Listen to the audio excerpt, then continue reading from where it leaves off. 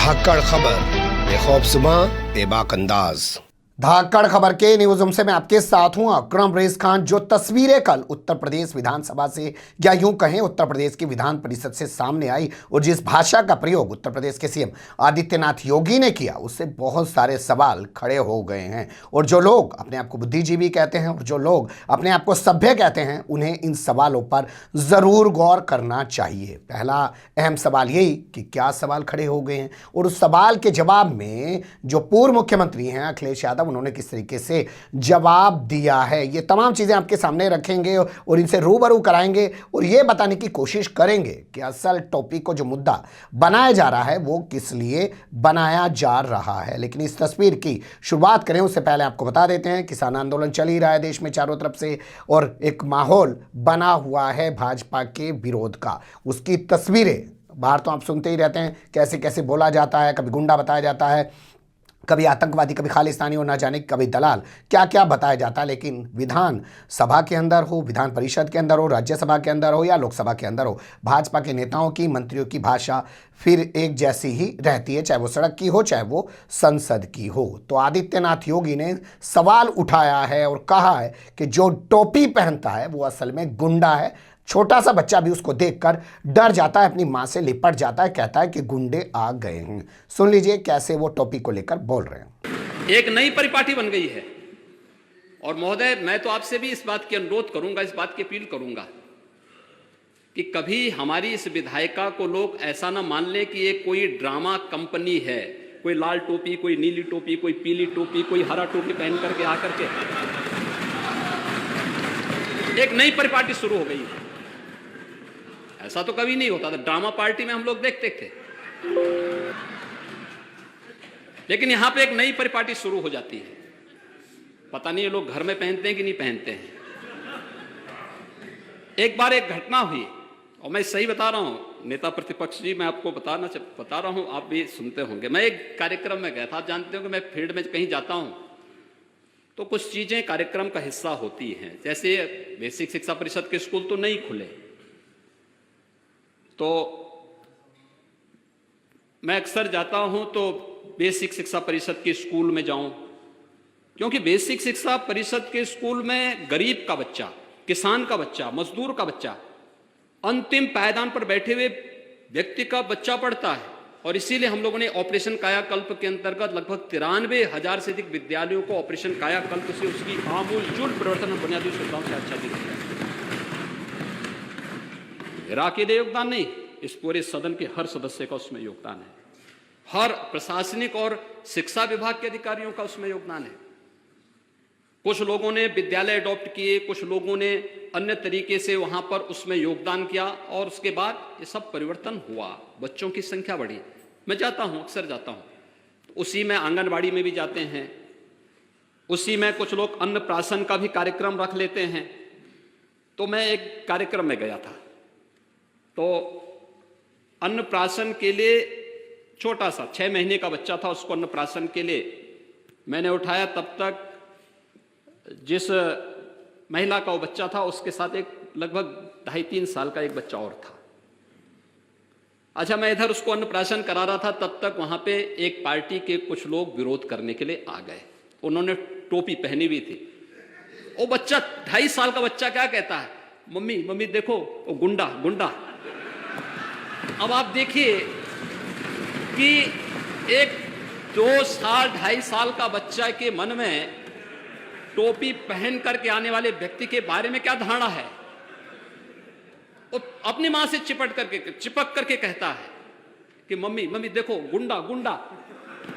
यानी ये धारणा सामान्य रूप से बन चुकी है। और इसीलिए मैं अपील करूंगा नेता प्रतिपक्ष, आप पगड़ी पहन करके आते तो अच्छा लगता, गांव का साफा पहन करके आते तो मैं उसका अभिनंदन करता।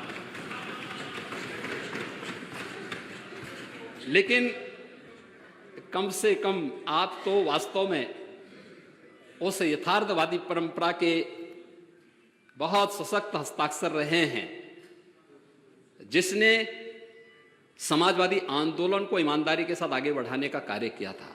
स्वर्गीय चंद्रशेखर जी ने उस अभियान को बहुत अच्छे ढंग से आगे बढ़ाने का प्रयास किया था। बलिया की धरती उसके लिए जानी जाती है और आपको कम से कम इसको परहेज करना चाहिए इस प्रकार की चीजों से। बाकी अन्य लोग क्या कर रहे हैं उनकी सोच है, और इस उम्र में ये सब शोभा नहीं देता है। आपने पूरी बातचीत को ध्यान से सुना हो तो उन्होंने कहा कि टोपी को देखकर एक छोटा सा मासूम बच्चा बोला कि ये गुंडे आ गए हैं। इस अहम चीज पर ध्यान दीजिएगा। वो नेता प्रतिपक्ष कह रहे हैं आपको इस उम्र में शोभा नहीं देता, और कुछ लोगों ने ये ड्रामा बना दिया, कोई हरे रंग की, कोई नीले रंग की, कोई पीले रंग की टोपी पहन के यहाँ पर आ सकता है। ये कोई नौटंकी नहीं है, हमने ये तमाम चीजें ड्रामों में देखी हैं। इस पर अखिलेश यादव ने किस तरीके से जवाब दिया और आदित्यनाथ योगी को एहसास दिलाया कि वो भी टोपी पहन चुके हैं और टोपी का कलर भी याद दिलाने की कोशिश की। तो टोपी वाली बात कर रहे हैं, टोपी क्यों घबराते हो लाल टोपी से? किस बात का डर है लाल टोपी का? और लाल टोपी तो आपने भी लगाई है। अभी मैं गूगल करके कई तस्वीरें हैं, मैं कहूंगा अपने साथी से कुछ ऐसी तस्वीरें दिखाओ जिसमें खुद को टोपी लगा के घूम रहे हैं। जो मुख्यमंत्री खुद टोपी लगा रहे हैं वो टोपी को गाली दे रहे हैं, और वो भी लाल रंग की टोपी लगाए हैं। और फिर असली खतरा तो देखिए लाल टोपी कितनी जम रही है इन पे, देखिए टोपी। ये लगता है अपनी टोपी की बात कर रहे थे। टोपी वाले ही हैं, ये वही हैं जिनके बारे में खुद बोल रहे थे। वो जितने शब्द कहे गए ये अपने लिए कह रहे थे, वो नहीं, वो भूल गए। वो ये देखिए आप क्या लग रहे हैं, देखिए आप जो जो कहा उन्होंने वो सब कुछ इसमें नजर आ रहा है, देख लीजिए आप। है तो टोपी और रंग भी तो वही है। हटाओ ये फोटो।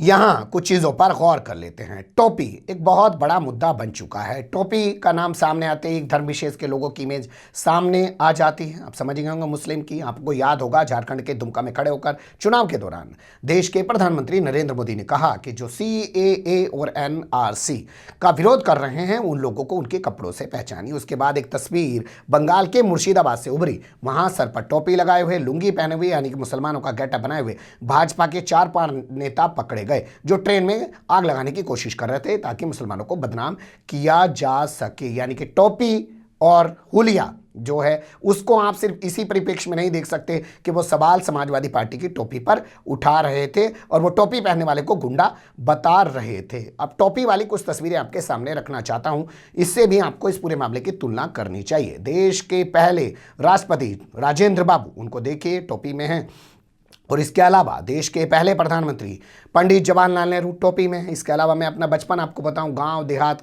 में मैंने तमाम जगह देखा है कि चाहे वो हिंदू थे चाहे वो मुस्लिम थे, वो जवाहर टोपी पहना करते थे और टोपी पहनना अपनी एक शान समझा करते थे। यही नहीं, आपको एक मज़े की बात आज और बताऊं। जो बुजुर्ग होते थे वो धोती पहनते थे, यानी कि धोती पहनने के बाद खड़े होकर पेशाब तो कर नहीं सकते, तो वो भी बैठ के पेशाब करते थे। तो बैठ के पेशाब करना और खड़े होकर पेशाब करना, जो चित्रण किया जाता है कि हिंदू खड़े होकर पेशाब कर रहा है और मुसलमान जो है बैठ के पेशाब कर रहा है, ये नहीं है। असल में वो छींटें आती थी कपड़ों पे, इससे बचने के लिए आप बैठ के पेशाब कर सकते थे। लेकिन आज हम मुसलमान हैं, वो भी पैंटी पहने फिर रहा है, तो वो कहाँ से बैठ के पेशाब कर सकता है, ये चीज़ भी ध्यान रखिएगा। लेकिन टोपी के बारे में इस तरीके की बात करना, ये सिर्फ आप एक वर्ग विशेष या किसी पार्टी विशेष की बात नहीं कर रहे हैं, आपके दिमाग में कुछ और भी चल रहा है, ये साफ दिखाता है। इसके बाद आदित्यनाथ योगी ने कहा कि कुछ लोग उत्तर प्रदेश की कानून व्यवस्था को बदनाम करने के लिए NCRB यानी कि नेशनल क्राइम रिकॉर्ड ब्यूरो के आंकड़ों को तोड़ मरोड़ कर पेश करते हैं। कैसे वो इस पूरी बात को रख रहे हैं, उन्हीं की ज़बानी सुन लीजिए। बाकी आप सब लोग जानते हैं कि उत्तर प्रदेश से किस तरीके की लगातार रोजाना खबरें आती रहती हैं। ये राज्य क्या क्या सत्ता पक्ष का ही है क्या? ये राज्य आपका नहीं है क्या? ये राज्य के प्रति क्या केवल इसी पक्ष का दायित्व है, आपका कोई दायित्व नहीं है क्या? जब आप लोग बोलते हैं कि उत्तर प्रदेश में सर्वाधिक अपराध हो रहा है, उत्तर प्रदेश में सर्वाधिक ऐसी घटनाएं घटित हो रही हैं, और NCRB की घटनाओं को तोड़ मरोड़ करके जब हम प्रस्तुत करते हैं तो देश और दुनिया के अंदर हम मैसेज क्या देते हैं, संदेश क्या देते हैं? उनके इस बयान के बाद आज महोबा में घटी हुई घटना को जरूर याद कीजिएगा, जहां एक लड़की ने कई दिन पहले छेड़छाड़ की रिपोर्ट दर्ज कराई, लेकिन पुलिस ने जब कोई कार्रवाई नहीं की तो दबंगों के हौसले इतने बुलंद थे, उन्होंने घर में घुस के उसके साथ गैंगरेप किया। कहा कि अब जाके गैंगरेप की रिपोर्ट लिखा, पुलिस हमारा क्या बिगाड़ पाएगी। और वो कह रहे हैं कि कुछ लोग चीज़ों को तोड़ मरोड़ के आंकड़ों के हिसाब से पेश कर रहे हैं, जबकि खबरें जो आती हैं, जो घटनाएं सामने आती हैं, वो खुद ही आईना दिखा देती हैं कि लगातार एनकाउंटर के बाद भी उत्तर प्रदेश की कानून व्यवस्था किस कदर खराब होती जा रही है। अखिलेश यादव ने आदित्यनाथ योगी की भाषा को लेकर सवाल उठाया और कहा कि वो कहते हैं पटक देंगे। कैसे वो बोल रहे हैं, उनकी ज़बानी सुन लीजिए। जिस प्लेटफॉर्म पे सबसे ज़्यादा बताना चाहिए कि उत्तर प्रदेश में इस सेक्टर में इन्वेस्टमेंट आया है, इस सेक्टर में हम इतना आगे बढ़ गए हैं, वहां पर देखो भाषा क्या है। आज भी नई भाषा, नया शब्द इस्तेमाल हुआ है आज सदन में। अब उन बातों में मैं दोबारा नहीं जाना चाहता हूं।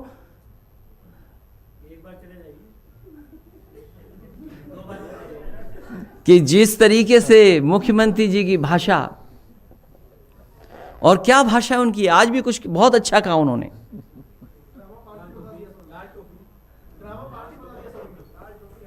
उन्होंने बहुत अच्छा कहा। पहले तो वो बात सुन लीजिए जो कहा है उन्होंने।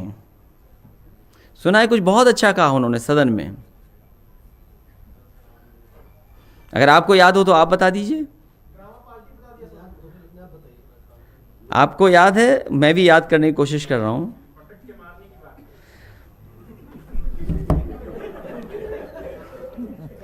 अच्छा हुआ कि मेरा मैसेज खुलने से पहले आपने बता दिया। बताओ, कोई मुख्यमंत्री सदन में जो परंपराओं की बात कर रहे हो, संस्कारों की बात कर रहे हो, और फिर कह रहे हो कि हमारे आप में कटुता नहीं होनी चाहिए सदस्यों के बीच में, हमें एक दूसरे को अपना बताना चाहिए सदन में, वो क्या कह रहे हैं, पटक के मारना चाहिए। बताओ, आप सोचिए। और आप तो जाना मत, टाई पहने हो, टोपी वालों से तो वैसे ही नाराज हैं, टाई वालों को पता नहीं क्या करेंगे। और नहीं मानते जरा पूछ लो। इसलिए सोचिए, एक सरकार के सबसे बड़े मुखिया की भाषा क्या है। भाषा को लेकर बड़ा विवाद होना चाहिए, लेकिन लगता है अब इस देश में भाषा को लेकर कोई विवाद नहीं है। अब वो बात कोई नहीं करता कि ऐसी वाणी बोलिए मन का आपक होए, औरन को शीतल करे आपहु शीतल होए। ये चीज़ें अब नहीं कही जाती। अब ये है कि आप कितनी हिंसक भाषा बोल सकते हैं संवैधानिक सीट पर बैठ के, और क्या क्या नहीं बोल सकते हैं। हम जानते हैं आदित्यनाथ योगी जब सीएम नहीं थे तो वो बोलते थे किसी एक हिंदू का कत्ल हुआ तो 12-12 मुसलमानों का कत्ल किया जाएगा, किसी एक हिंदू महिला का बलात्कार हुआ तो कब्र से निकाल के 12-12 महिलाओं के बलात्कार तक करने की वो बात करते थे। तो लगता है अभी भी वो उसी फॉर्म में है। उन्हें एहसास नहीं है कि वो एक संवैधानिक सीट पर हैं और देश के सबसे बड़े राज्य के मुख्यमंत्री हैं। कानूनों के मामलों का जिक्र करते हुए कि किस तरीके से कानून पास किए जा रहे हैं, उसकी तुलना अखिलेश यादव ने की राज्यसभा और विधान परिषद से एक जैसी। उन्होंने कहा जैसे राज्यसभा में कृषि कानून पास किए गए और विपक्ष की आवाज़ को नहीं सुना गया और ध्वनि मत से पास कर दिया गया, इसी तरीके से विधान परिषद में भी उसी का अनुसरण किया जा रहा है। यानी कि जो बीजेपी के दिल्ली में बैठे नेता करते हैं वैसे ही उत्तर प्रदेश में बैठे नेता करते हैं। कैसे अखिलेश यादव इस पूरे मामले की तुलना कर रहे हैं, उन्हीं की ज़बानी सुन लीजिए। कि भारतीय जनता पार्टी की उत्तर प्रदेश की सरकार दिल्ली की सरकार की नकल करती है। अगर दिल्ली की सरकार ने राज्यसभा में 3 कानून जिनके बारे में समाजवादी पार्टी ने कहा था कि डेथ वारंट हैं, अपना बहुमत नहीं था उनका, और बहुमत को ताक पर रख करके पूरे देश और दुनिया ने देखा था कि किस तरीके से राज्यसभा में भारतीय जनता पार्टी ने उन कानूनों को पास करा लिया। और वही सीख करके भारतीय जनता पार्टी पूरे प्रदेश की जनता का अपमान कर रही है। जो बड़ा हाउस है, अपर हाउस है, पिछली बार भी जब सत्र बैठा था किसी की परवाह नहीं की सरकार ने, बहुमत की परवाह नहीं की, और सदन में मनमानी कर करके बहुमत के खिलाफ सभी के सभी बिल पास करा लिए थे। एमएलसी चिल्लाते रहे, सदन के सदस्य केवल समाजवादी पार्टी के नहीं, जितने भी माननीय सदस्य थे सब अपनी बात रखना चाहते थे, कहना चाहते थे, लेकिन कोई परवाह सरकार ने नहीं की। उस समय के सभापति ने पूरा का पूरा सदन में जो मनचाहा करना चाहते थे बहुमत को दबा करके उन्होंने पास कराए बिल। और कल ही रात को सभी एमएलसी धरने पर थे। जो नए, जिन्हें मौका मिला है काम करने का और जिन्हें परंपरा निभाने का मौका मिला है, संविधान की मर्यादाओं को बचाने के लिए कुर्सी पे बैठे हैं, किसी की परवाह नहीं की और सभी बिल पास कर दिए।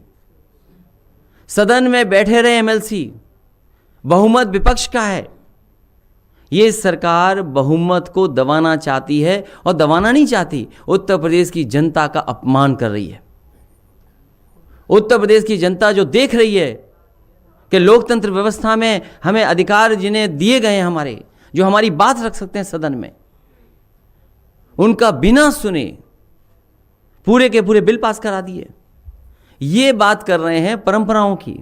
सुन लिया आपने। अहम सवाल यही होता है कि क्या ये एक मुख्यमंत्री की भाषा है और क्या सभ्य समाज को इस भाषा को बर्दाश्त करना चाहिए? क्या सभ्य समाज को खुद इस भाषा के खिलाफ विरोध में नहीं खड़े हो जाना चाहिए? और क्या हम एक हिंसक समाज बनाने की ओर बढ़ रहे हैं या बना चुके हैं और अब यही पसंद आता है, इसे मार दो, इसे काट दो, इसे फाड़ डालो? तो फिर आखिर किस आधार पर जो है बातें की जाती हैं परंपराओं की? क्योंकि परंपराओं में तो ऐसा कहीं कुछ नज़र नहीं आता। अगर परंपराओं में ऐसा कुछ होता तो इतने सालों से, सैकड़ों सालों से हिंदू मुस्लिम तमाम समाज एक छाते के नीचे नहीं रह रहा होता। इस तरीके से पूरी दुनिया में अनेकता में एकता के तौर पर भारत की पहचान नहीं होती। ये तो भाषा ही पिछले कुछ सालों में डेवलप हुई है क्योंकि इनके हाथ में अब सत्ता आ गई है और ये इसी भाषा को बोलने में अपना सब कुछ समय लगा रहे हैं, विकास तो कुछ कर नहीं पा रहे हैं। सुना ही होगा आपने, अखिलेश यादव को बोल रहे हैं कि बेहतर होता कि वो मुद्दों पे बात करते। बने रहिएगा धाकड़ खबर के साथ। फिलहाल कमेंट्स के रूप में आप लोग अपनी राय दे सकते हैं, खबर को लाइक कर सकते हैं, चैनल को सब्सक्राइब कर सकते हैं और ज़्यादा से ज़्यादा हमारी खबरों को शेयर कर सकते हैं। फिर ऐसे ही किसी सुलगते हुए या उलझते मुद्दे लेकर मैं आपके सामने हूँगा हाजिर। फिलहाल अभी मुझे दें इजाज़त।